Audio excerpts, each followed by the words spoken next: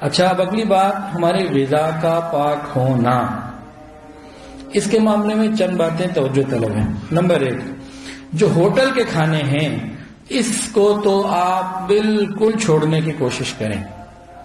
آج دیندار گھروں میں بھی پاکی ناپاکی کا خیال اتنا نہیں رہا، اور عام گھروں میں تو پتہ ہی نہیں کیا ہوتا ہے۔ تو آپ مجھے بتائیں کہ بازار میں وہ لوگ جو دن رات ایک دوسرے کو برا بھلا کہتے ہیں، بات گالیاں دیتے ہیں، اور ہر وقت گانے چل رہے ہوتے ہیں، اور ان کو نماز کی فکر ہی کوئی نہیں، آخر وہ کون سے عقل مانتی ہے کہ وہ پاکی ناپاکی کا خیال رکھتے ہوں گے اور کسی عالم سے پاکی کے مسائل پوچھ کے آئے ہوں گے؟ میری عقل تو نہیں مانتی کہ ان کو پاکی ناپاکی کا پتہ ہوگا، اور بلکہ مجھے تو یوں بھی محسوس ہوتا ہے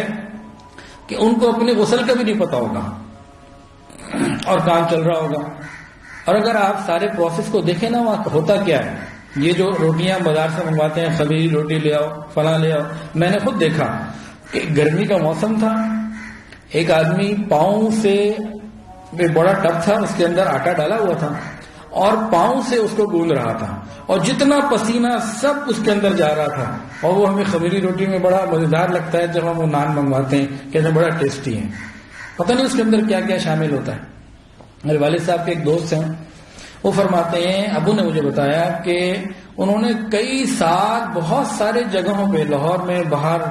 تجربہ کیا اور اس کا ریسرچ کی، تو کہنے لگے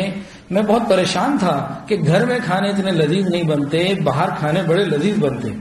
وہ کہتے ہیں کہ میں نے اس کے اوپر جب ریسرچ کی کئی سال اور بہت ساری جگہوں پہ، تو میں نے یہ رزلٹ نکالا کہ تمام جگہوں کے اوپر صفائی کا کوئی اہتمام نہیں، پاکی کا کوئی اہتمام نہیں، اور سارا گند جو مٹی ہے، ڈسٹ ہے صفائی کے دوران، اور یہاں تک کہ اگر گوشت کو دھوتے ہیں تو بس پانی بہا دیتے ہیں، اندر کا خون جلادت سب کی سب وہ کھانے میں پکا دیتے ہیں، کڑھائی گوشت میں اور چیزوں میں سب پکا دیتے ہیں۔ اس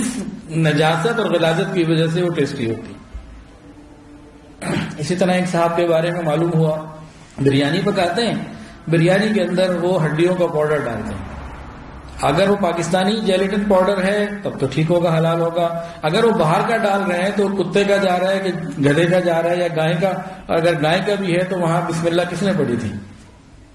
تو بازار کے کھانوں سے تو پرہیز کرنا شروع کریں، تصوف کے اندر تو اس کا خیال کرنا ہی پڑے گا۔